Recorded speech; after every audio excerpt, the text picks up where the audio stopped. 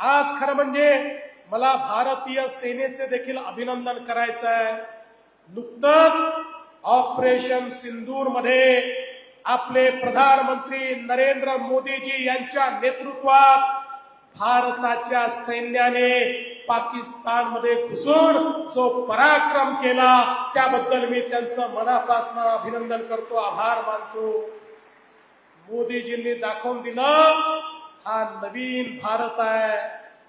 ज्यावेळी पहलगाम मध्ये आमच्या 26 अतिशय निष्पाप अशा प्रकारच्या भावांना मारून टाकलं, मुलीसमोर बापाचा जीव घेतला, बायको समोर नवऱ्याच्या डोक्यामध्ये त्या ठिकाणी गोळी घातली आणि त्या ठिकाणी एक प्रकारे भारताच्या सार्वभौमत्वाला आव्हान देण्याचं काम ज्यावेळी पाक प्रशिक्षित आतंकवाद्यांनी केलं, त्याच वेळी आमच्या पंतप्रधानांनी सांगितलं ज्यांनी आमच्याकडे दहशतवाद केला त्यांचं दहशतवादाचं इन्फ्रास्ट्रक्चर मैं मिट्टी में मिला दूंगा, मैं उसको चूर चूर कर दूंगा।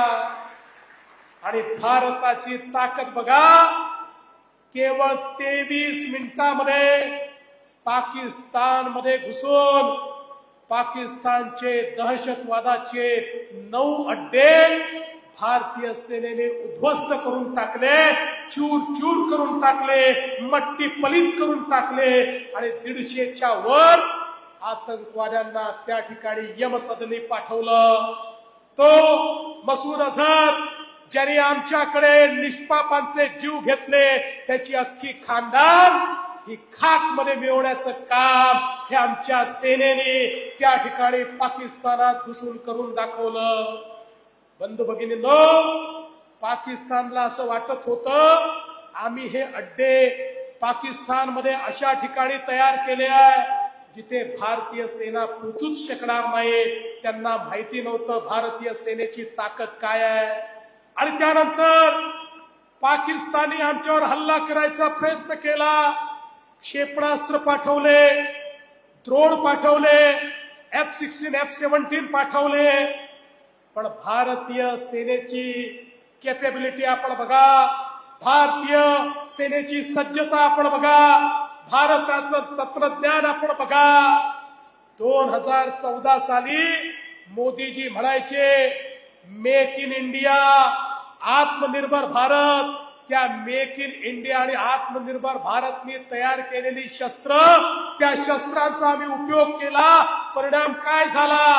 पाकिस्तानचा एकही ड्रोन, एकही मिसाईल, एकही क्षेपणास्त्र आणि एकही त्यांचं एरोप्लेन भारताच्या जमिनीला त्या ठिकाणी स्पर्श देखील करू शकलं नाही। आम्ही वरच्या वर हवेत त्याचा नायनाट करून टाकला, वरच्या वर त्याचा खात्मा करून टाकला आणि त्याच वेळी त्याच्या जबाबामध्ये आमच्या भारतात तयार झालेलं ब्रह्मोस ज्यावेळेस निघालं, पाकिस्तानमध्ये चायनाने दिलेली एअर डिफेन्स सिस्टीम पाकिस्तानला वाटायचं ही खूप मोठी सिस्टीम आहे, पण त्या सिस्टीमचा खात्मा करत पाकिस्तानच्या सगळ्या एअर बेसेस आमच्या ब्रह्मोसने त्या ठिकाणी समाप्त करून टाकल्या, उद्ध्वस्त करून टाकल्या आणि तहस नहस करून टाकल्या।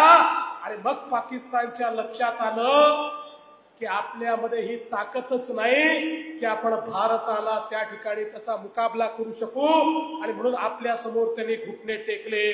आणि खऱ्या अर्थानं पाकिस्तानने जगभराच्या देशांना फोन केले आणि विनंती केली भारताला समजवा। काही देशांनी आपल्याला विनंती केली, आपण सांगितलं चालणार नाही, पाकिस्तानने स्वतः फोन करून आम्हाला विनंती करावी तेव्हाच आम्ही युद्धबंदी करू। पाकिस्तानने फोन करून विनंती केली, गुडघे आपल्या समोर टेकले, तेव्हा भारताने युद्धबंदी जाहीर केली। हा नवीन भारत आहे, हा घुसून मारणारा भारत आहे। आणि म्हणून बंधू भगिनींनो, आत्मनिर्भर भारताची ताकद, आमच्या ब्रह्मोसची ताकद, आमच्या एअर डिफेन्स सिस्टीमची ताकद आपण बघितली। एकीकडे आमच्या सेनेने ऑपरेशन सिंदूर यशस्वी केलं, पण दुर्दैवाने या देशात असे पण लोक आहेत की जे त्याच्यावरही प्रश्नचिन्ह तयार करतात। मागे सर्जिकल स्ट्राईक केला तेव्हा प्रश्नचिन्ह, एअर स्ट्राईक केला तेव्हा प्रश्नचिन्ह, आता सिंदूर केलं तर प्रश्नचिन्ह.